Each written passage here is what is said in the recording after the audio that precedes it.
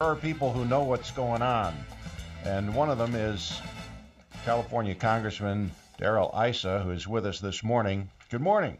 Good morning, Don, and thanks for having me back on what is a complicated subject, but in some ways a simple subject. You know, what went wrong, and does a promising Senate candidate have anything to do with it, or does he deserve to be cleared? We're talking about the Broadway Bank and whether the FDIC allowed politics to influence when they would close that bank. Am I right?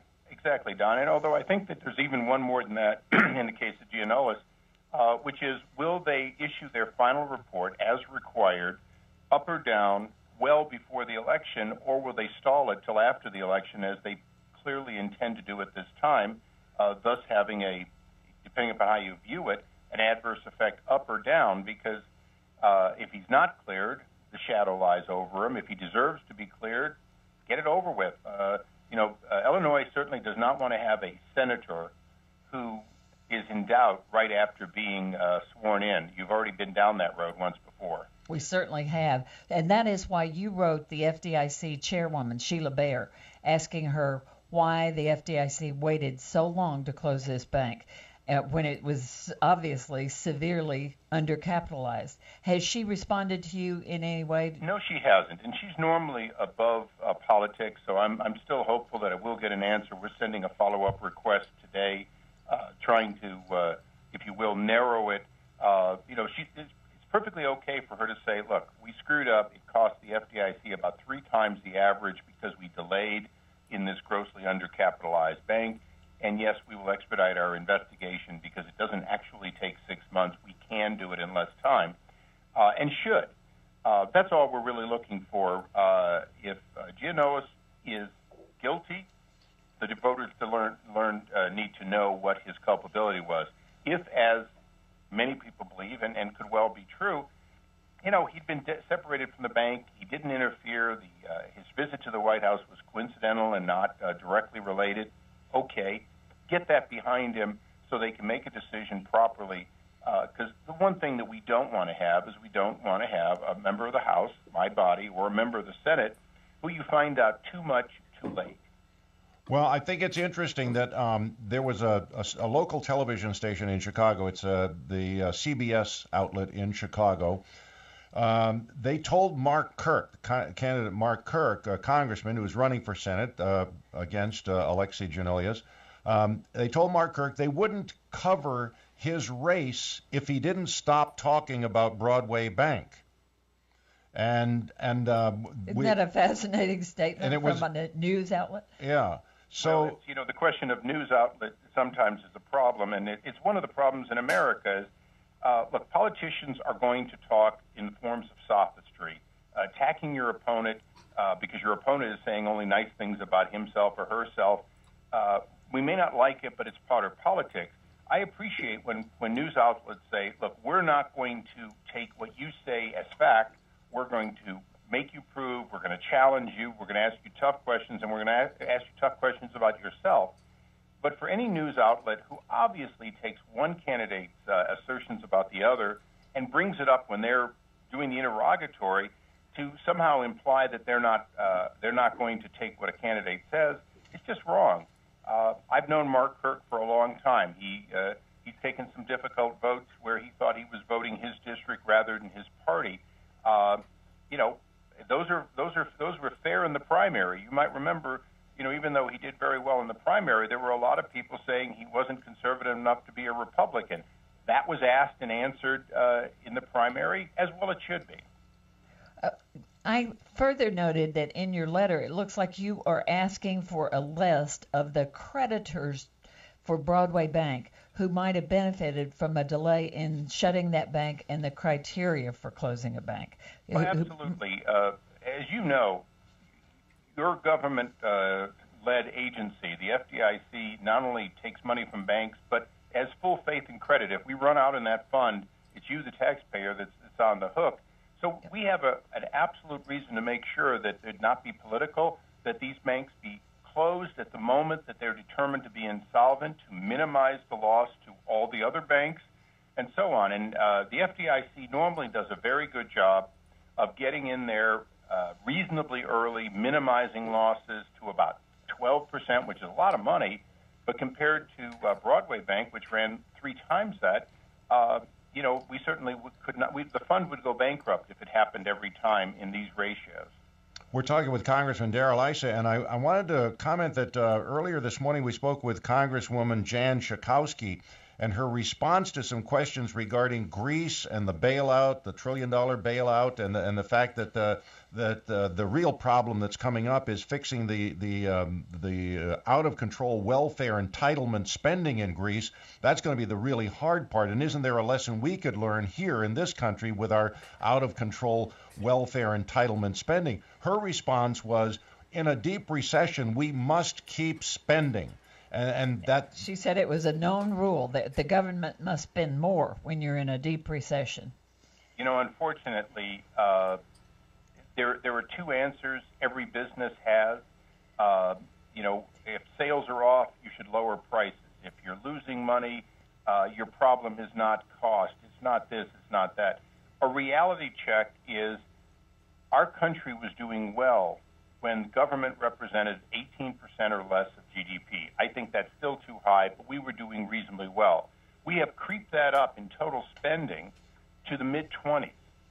The fact is we are spending at a ratio, and we were spending at a ratio under President Bush that was higher than is historically sustainable. We were taxing at a lower level, and Jan would be the first to say we don't, our problem was Bush had tax cuts. Well, I'll buy off that the Bush tax cuts were unsustainable because of the spending, but I've known Jan, work with her on the Select Intelligence Committee for years. She's got to own up to the other part of it, which is that spending is out of control.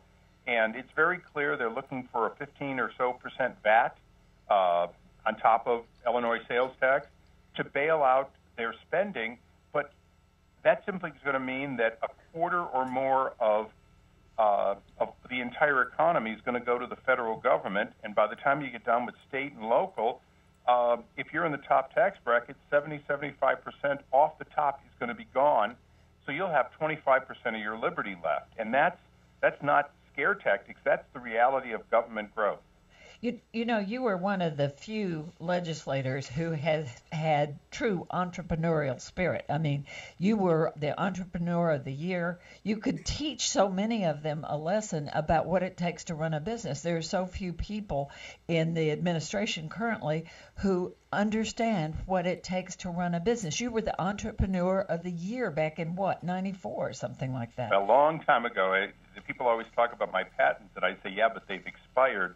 The fact is that we have a shortage of people who understand the economy in the sense that they've lived it, how hard it is to be a success, but how much easier it is to be a success historically in America than the rest of the world. And I've sold all over the world. I've sourced product.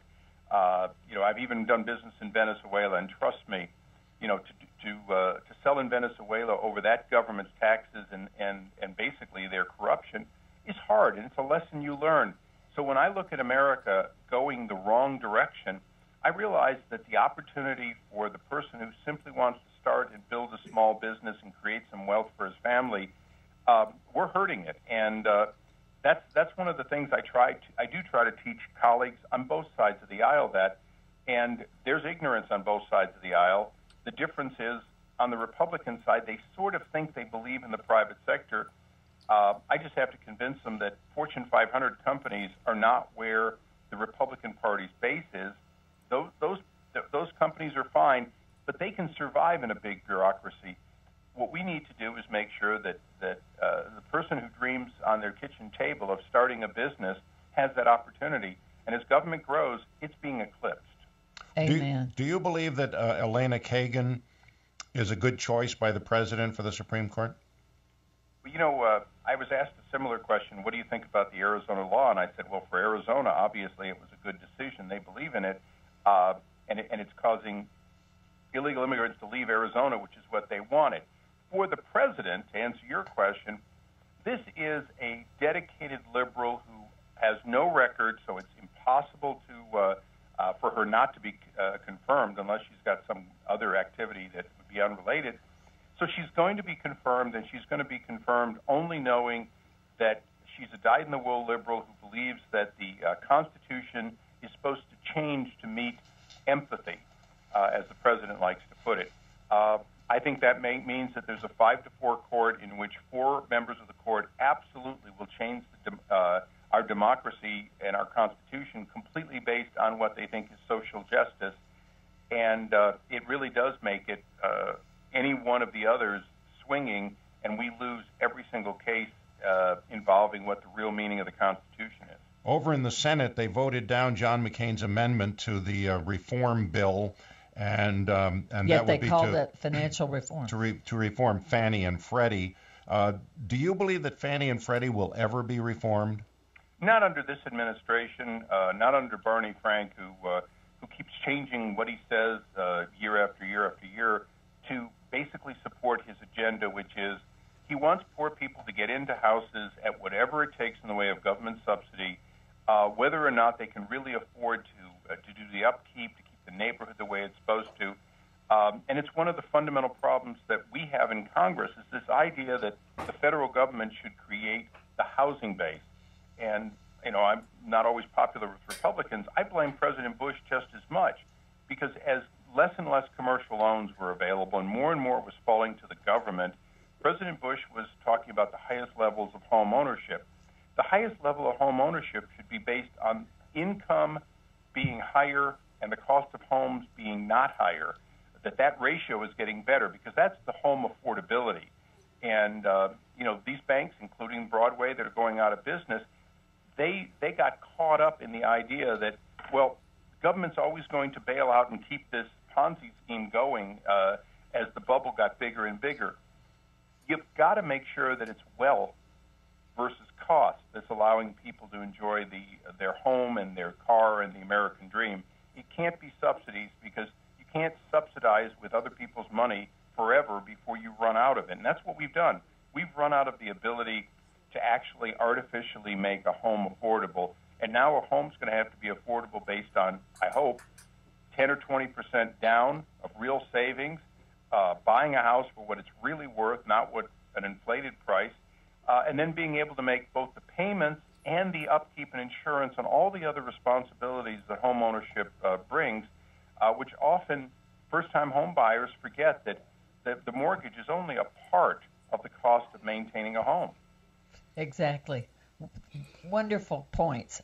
Thank you so much for joining us again. We always enjoy a conversation with Congressman Darrell Issa. Take care. See you soon. Thanks so much. Thank you.